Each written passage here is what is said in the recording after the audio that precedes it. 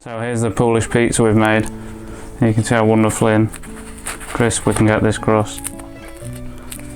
But really nice and soft as well. And the Polish really helps get these nice puffy crusts. So I didn't really aim for huge crusts, but you can see with this nice airy dough we've got, you get that naturally.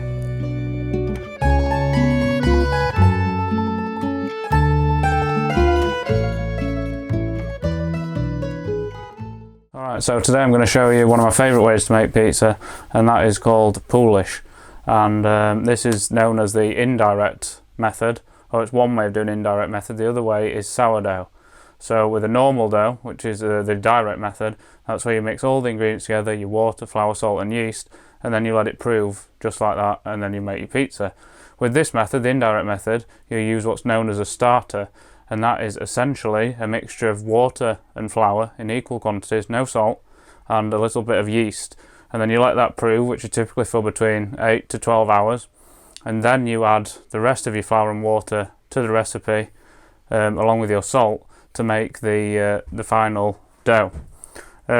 So the way this started out was with a sourdough, which is wild yeast, which you can harvest over time, and but it is quite a laborious process, very time consuming, and you have to be constantly feeding your starter every day.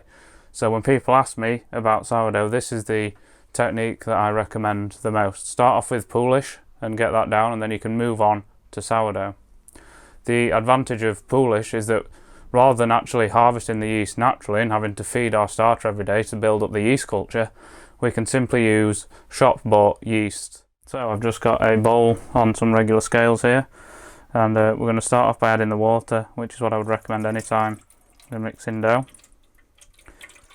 So we're going to use 00 flour, which is what I'd always recommend for pizza, especially Neapolitan pizza, but it's great for any pizza.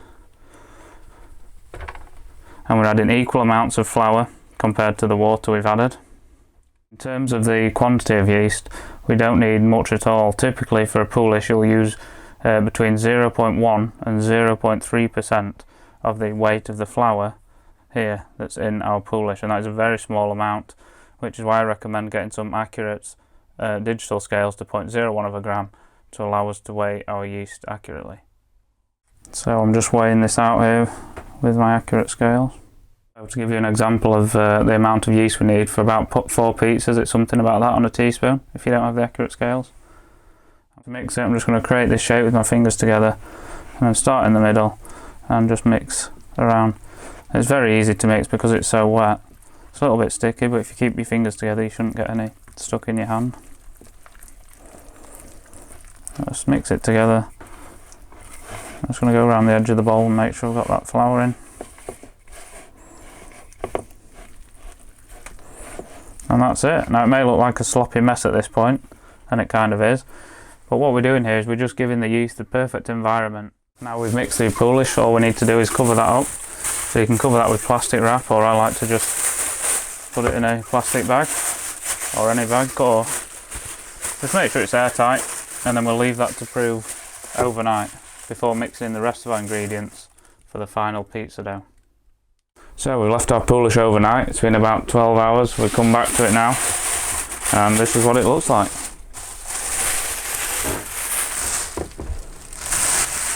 You see how it's lovely and bubbly. The smell is amazing. Slightly sour, but also sweet. So we're just going to add the rest of our ingredients now. We'll start off by the water.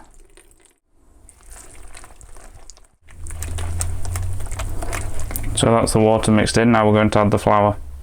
00 flour.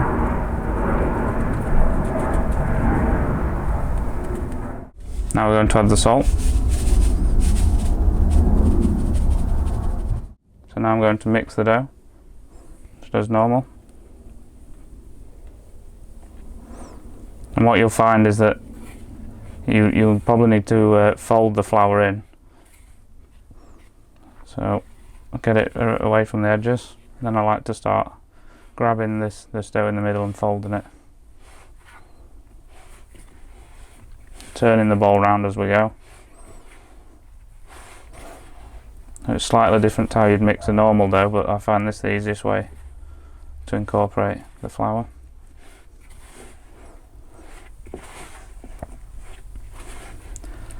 And if you get a little bit of the wet dough stuck to your fingers, you can always just grab a bit of flour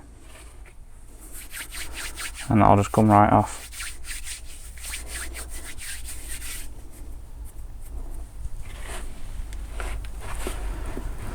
I'm just trying to get as much of this flour incorporated into the dough as possible. You can see it's starting to come together nicely now, and you can tell how lovely and soft this dough is already with the very little mixing we've done, and that's the benefit of the Poolish. So to get the rest of the flour incorporated into the dough now, I'm going to turn this all out on the side and start kneading. I'm just pushing on the dough. It's lovely soft dough, so it's nice and easy to work with.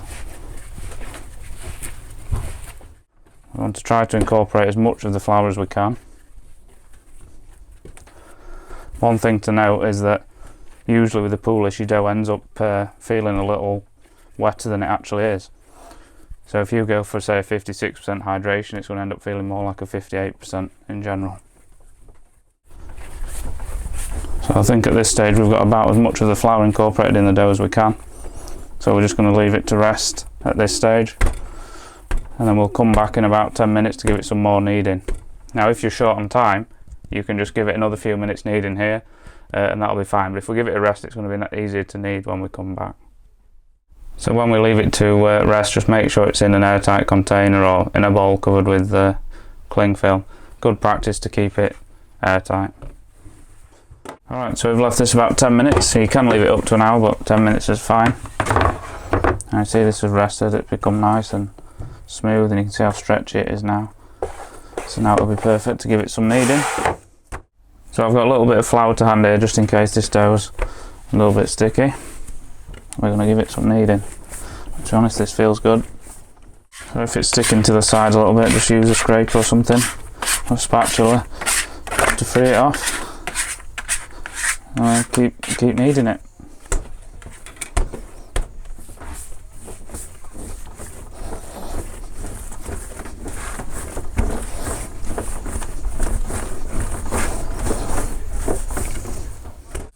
So I've been kneading that for 2 or 3 minutes, and it's lovely and soft and stretchy now. So we're ready to weigh these up, ready for boiling. I'm going to get these to the weight we want, in our case around 250 grams. Leave these to rest for 5-10 minutes, and then we'll come back. It'll make shaping a little bit easier.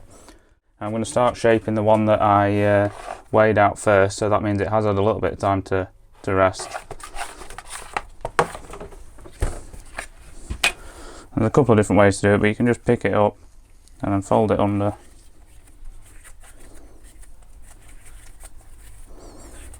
Get it into a ball shape, and then feed it through your fingers. Give it a little pinch. There we go, there's one. Easy. Now we're just going to let these prove for around 8 to 12 hours again, and they'll be perfect for pizza. Alright, so it's been about 12 hours since we boiled the dough this morning. Let's have a look what we've got. And look at that, that looks lovely. So it's really expanded, kind of doubled in size. It's spread out a little bit. Oh, it's fine. We're going to shape it up now, and look how smooth it is. You can see small bubbles on there. This is a lovely dough.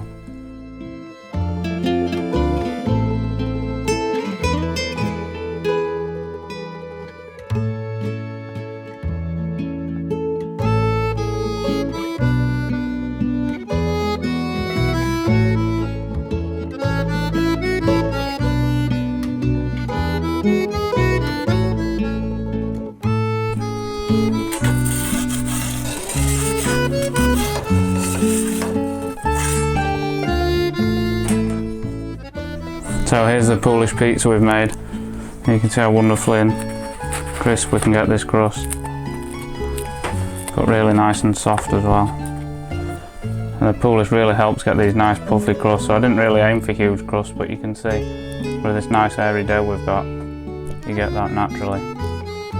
Really easy, and it's just kind of somewhere between that flavour profile of the normal direct dough and then your sourdough. One of my favourite ways to make pizza.